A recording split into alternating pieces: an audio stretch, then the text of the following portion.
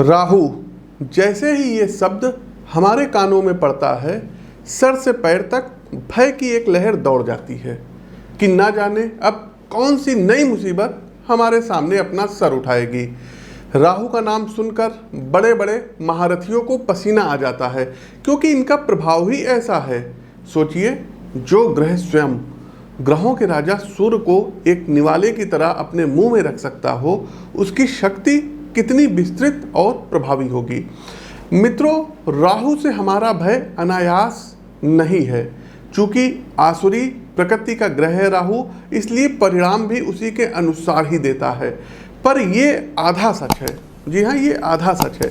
यदि ठीक तरीके से समझें और राहु की अत्यंत विस्तृत शक्तियों को ठीक तरीके से प्रयोग करें तो यकीन मानिए, चुटकी बजाकर ये आपको जमीन से आसमान पर बैठा सकता है। सोशल मीडिया हो गया, इंफॉर्मेशन टेक्नोलॉजी हो गया जिसको आईटी बोलते हैं, शेयर मार्केट हो गया, राजनीतिक गठजोड़ हो गया, इन सभी क्षेत्रों में राहु अपना डंका बजाता ही बजाता है। यदि आपकी जन्म कुंडली में राहु योग कारक ग्रह के साथ शुभ स्थितियों में विराजमान हो जाए तो सारी दुनिया मिलकर भी आपको सफल होने से नहीं रोक सकती है। सामान्यतः राहु तीसरे, छठे, 10वें और एकादश भाव में सर्वाधिक शुभ माने जाते हैं। प्रिय साथियों, राहु का गोचर 30 अक्टूबर को दोपहर 2:13 पर वक्री गति से होते हुए मीन राशि में होने जा रहा है, जहां ये 18 मई 2025 तक विराजमान रहेंगे। चूंकि ज्योतिषीय दृष्टिकोण में राहु अत्यंत महत्वपूर्ण और बड़े परिणाम देने वाला ग्रह है, 18 महीने का इनका गोचर होता है, इसलिए राहु का गोचर भी समाज को बेहद अंदर तक प्रभावित करता है।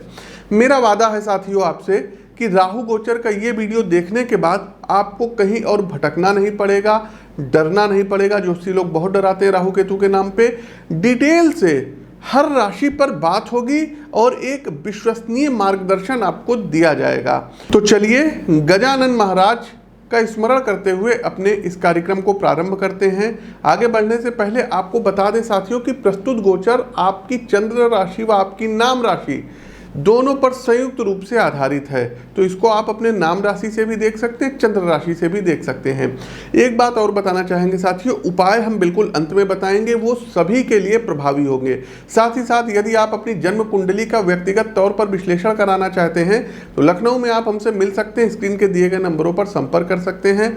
प्रत्येक माह हमारा दिल्ली आगमन होता है, तो उसकी जानकारी भी आप स्क्रीन के दिए गए नंबरों पर ले सकते हैं।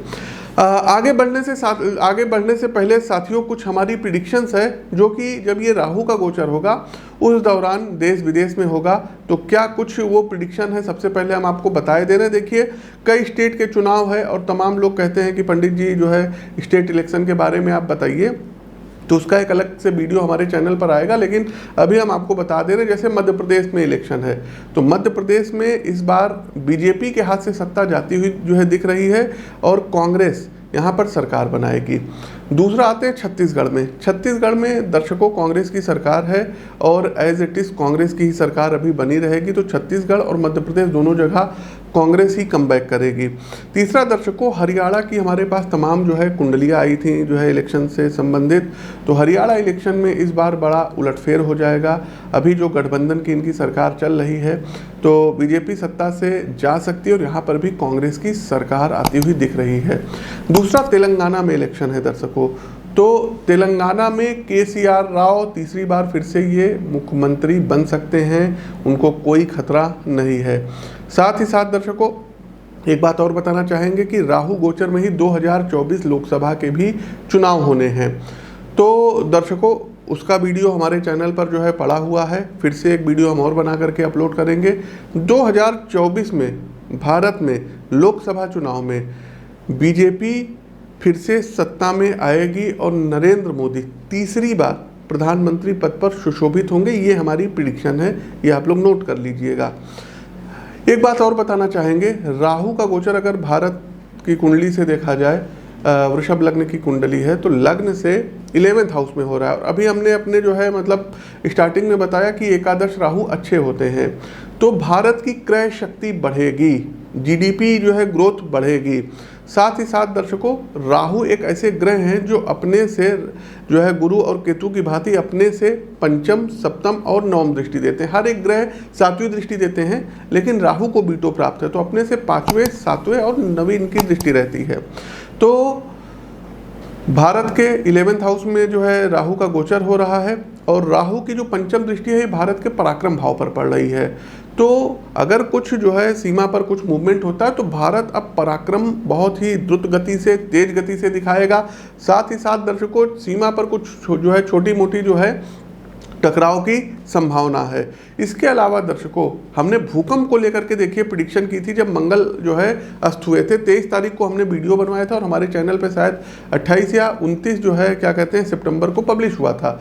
और अभी अगर देखा जाए तो 3 अक्टूबर को नेपाल में बहुत बड़ा भूकंप आया था, और हमने स्पेशली नाम लिया था कि नेपाल में भूकंप आएगा, भारत में आएगा।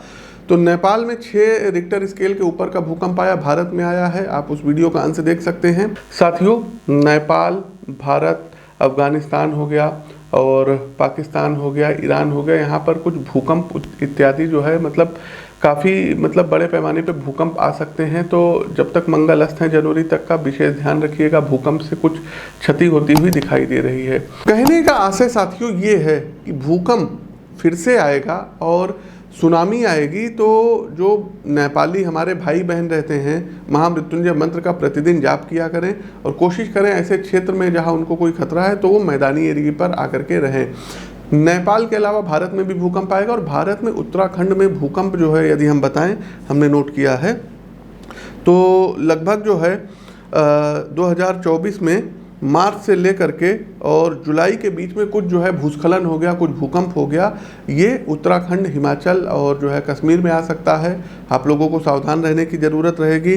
साथ ही साथ साथियों की धार्मिक उन्माद बढ़ेगा। देखिए, राहु जो हैं ये मीन राशि में गोचर कर रहे हैं, देवगुरु बृहस्पति की राशि में गोचर कर रहे हैं। इलेक्शंस भी पास आ रहे हैं, तो धार्मिक उन्माद ज़्यादा होगा और बहुत कुछ जो है अच्छे संकेत नहीं दे रहे हैं। मार काट ज़्यादा मची रहेगी लोगों के बीच।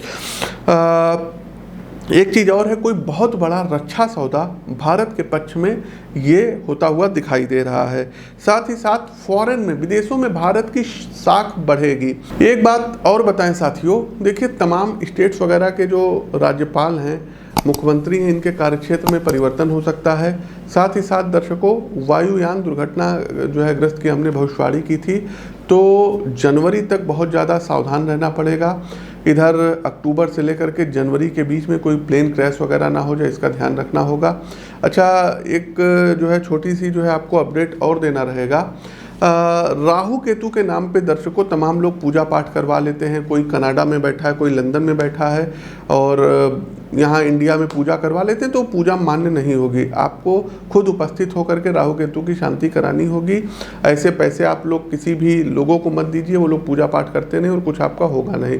तो इन चीज़ों का आप लोग ध्यान रखिएगा साथियों, और किसी के डराने से मत डरिएगा। चलिए अब हम आगे बढ़ते हैं, अधिक समय ना लेते हुए गणेश महाराज का ध्यान करते हुए अपने कार्यक्रम को आगे बढ़ाते हैं। आगे बढ़ते हैं स्कॉर्पियो, वृश्चिक राशि। वृश्चिक राशि के बंधु बांधवों, पंचम भाव में राहु का गोचर होने जा रहा है और पंचमस्थ राहु काफ़ी कुछ आपके पक्ष में स्थितियां बनाते हुए दिख रहे हैं, किंतु इसके बाद भी आपको सावधानी रखनी होगी। कारण कि राहु अक्सर जो दिखाता है वो स्वप्न मात्र ही होता है, हकीकत उससे बिल्कुल अलग होता है। वृश्चिक राशि के जातकों, राहु कहीं ना कहीं एक आईना दिखाएंगे कि किस प्रकार अपने कार्यों को आपको सिद्ध करना है। उसके लिए आप हर स्तर का यहाँ प्रयास करेंगे। साम, दाम, दंड और भेद कुछ भी आपसे अछूता नहीं रहेगा। संतान पर अनुशासन का अंकुश जरा कस लीजिएगा, क्योंकि उनका इस अवधि में ऐसी जगह उठना बैठना हो सकता है जहाँ समाज की सभ्यता का चीरहरण होता हो। आपके बच्चे आपके कहने से बाहर निकलेंगे, आपको पलटकर जवाब देंगे, आपको पीड़ा होगी। मित्रों देखिए, इंसान और उसकी ख्वाहिशों के बीच सिर्फ एक चीज़ खड़ी होती है, उसकी इच्छा शक्ति। गोचर कालखंड की इस अवधि में कामकाज के प्रति आपकी विल पावर में काफ़ी वृद्धि होगी। आप अपने अंदरूनी नज़रियों को सकारात्मक बनाएंगे, जिसके कारण आपके अंदर सतत ऊर्जा का प्रभाव होगा। वर्क प्लेस पर आप अपनी शर्तों के अनुसार कार्य करते नजर आएंगे। इसके अलावा गोचर कालखंड की इस अवधि में आपके अंदर स्वयं को समझने के प्रति एक रुचि उत्पन्न होगी। आप अपने बात व्यवहार और सामाजिक संबंधों का गहराई से अध्ययन करेंगे, जिससे आपके व्यक्तित्व में एक अलग सा निखार देखने को मिलेगा। यदि पारिवारिक स्तर पर निर्णयों को लेकर बात करें तो आपके अंदर भ्रम और भय की स्थिति रहेगी। आपका मन मस्तिष्क सही और गलत के बीच में झूलता रहेगा। मेरी सलाह है कि किसी भी ऐसे निर्णय से पूर्व जिसका आपके परिवार पर दूरगामी प्रभाव पड़े, आप अपने कुटुंबीजनों के साथ बैठकर एक स्वस्थ चर्चा करें। उसके पश्चात ही किसी निर्णय पर आपको पहुंचना चाहिए। जैसा मैंने पूर्व में कहा कि राहु की प्रकृति स्वभाव से आसुरी है, इसलिए आपके कदम भी डगमगा सकते हैं। आपको मन की वृत्ति पर विशेष नियंत्रण रखने की सितारे सलाह दे रहे हैं, अन्यथा चित्त की चंचलता आपको बड़े सामाजिक कलंक का कारण बना देगी। स्वास्थ्य के दृष्टिकोण से अपनी आंखों का विशेष ध्यान रखिएगा, अन्यथा आंख से संबंधित सर्जरी की नौबत आ सकती है। इसके अलावा आप जो भी मेडिसिन ले रहे हैं उसके विषय में चिकित्सक से पुनः राय मशवरा अवश्य कर लीजिएगा, क्योंकि दवा के नकारात्मक प्रभाव की स्थिति भी बन सकती है। वृश्चिक राशि की जो महिलाएं हैं प्रेगनेंसी के दौर में हैं, उनको अपने गर्भ का ज़्यादा ध्यान रखना पड़ेगा। कोशिश कीजिएगा, ज्योतिषीय सलाह जरूर लीजिएगा। अब अंतिम पड़ाव आता है उपाय का। उपाय क्या करना होगा? तो सबसे पहले साथियों, हर 3 महीने में आपको करना ये होगा कि 7 शनिवार एक जटे वाला नारियल लेना है और उसको अपने सर के ऊपर से एंटी क्लॉकवाइज 9 बार उतारना रहेगा। कितनी बार? 9 बार। और उसको जल पर अपने मस्तक पर लगा करके और जल प्रवाह आपको कर देना होगा। दूसरा एक काम ये करना होगा साथियों, आप अपनी स्क्रीन पर देख लीजिए, 2 छोटे छोटे से मंत्र जो है दिख रहे हैं, ओम ऐं ह्रीं राहुवे नमः और ओम ह्रीं केतुवे नमः। इन दोनों मंत्रों का स्फटिक की माला से 108 बार आपको प्रतिदिन जाप करना रहेगा। अब प्रश्न उठता है कि राहु के मंत्रों का जाप कब करें? लोग कहते हैं शाम को करते हैं, रात में करते हैं, सुबह करते हैं। देखिए साथियों, जो बहुत ही अच्छा तरीका किसी बुक वगैरह में आपको नहीं मिलेगा। तो राहु और केतु के मंत्रों का जाप करने का तरीका होता है राहु काल। प्रत्येक दिन का राहु काल अलग अलग होता है। आप जिस लोकेशन पे होंगे वहाँ अलग होगा। दिल्ली में है अलग होगा, कनाडा में बैठे होंगे अलग होगा, पश्चिम बंगाल में बैठे होंगे अलग होगा। तो राहु काल का जो है मतलब जो समय होता है ये अलग अलग होता है। तो आप अपने एग्जैक्ट लोकेशन के हिसाब से सर्च कर लीजिएगा और उस समय में यदि आप राहु और केतु के मंत्रों का जाप करते हैं तो निश्चित तौर पर राहु आपका नुकसान कर ही नहीं सकते, फायदा कराएंगे। अब लोग कहते हैं पंडित जी राहु का तो राहु काल में हो जाता है लेकिन केतु काल थोड़ी ना होता है। तो बंधुओं 1 घंटे 30 मिनट का समय होता है, 90 मिनट का राहु काल का समय होता है। इसमें 45 मिनट राहु को मिलते हैं और 45 मिनट केतु को मिलते हैं। तो इस दौरान यदि आप करेंगे तो कोई नुकसान नहीं है, दोनों लोग आपका भला करेंगे। अगला सबसे बड़ा उपाय है, हाथ जोड़ के आप लोगों से निवेदन है कि भूल से भी गोमेद या कैटसाई मत पहनिएगा। राहु का जो पत्थर आप लोग पहन लिए हैं, गोमेद पहन लिए हैं, मत पहनिएगा, आपका सर्वनाश कर देंगे, विनाश कर देंगे और फिर बाद में आप लोग रोते रोते हमारे पास आएंगे। बिल्कुल मत पहनिएगा, पहने हैं तो उतार दीजिए। राहु और केतु के जो जेम स्टोन होते हैं ना, ये दान करने के लिए होते हैं, ये पहनने के लिए नहीं होते हैं। राहु केतु छाया ग्रह के रूप में विद्यमान हैं, इनकी अपनी कोई एनर्जी नहीं है। स्टोन उन्हीं ग्रह के पहने जाते हैं जिनकी अपनी एनर्जी होती है। इस बात का आप लोगों को ध्यान रखना होगा। अगला एक काम ये करना होगा कि कोशिश कीजिए नो मून अर्थात अमावस्या वाले दिन, खास करके जो गर्दन के ऊपर विकलांग लोग हैं, जिनकी आंखें नहीं हैं, जो डीफ एंड डम्ब है, गूंगे हैं, बहरे हैं, उनके आश्रम में आप जाइए और नो मून अमावस्या वाले दिन खाने पीने की वस्तुओं को ऑफर करिए। तो ये आपको करना होगा। साथ ही साथ साथियों अपनी जन्म पत्रिका का विश्लेषण जरूर करवा लीजिएगा। बिना पत्रिका के विश्लेषण के उपाय आप करिए, मंत्र वगैरह करिए, ठीक है, लेकिन अधिक उपाय आप लोग मत करिएगा। अपनी कुंडली का विश्लेषण करवा के करिएगा।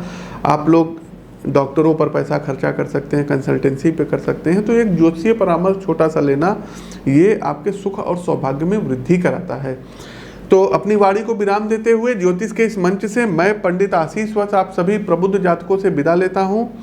नमस्कार। ओम नमो भगवते वासुदेवाय।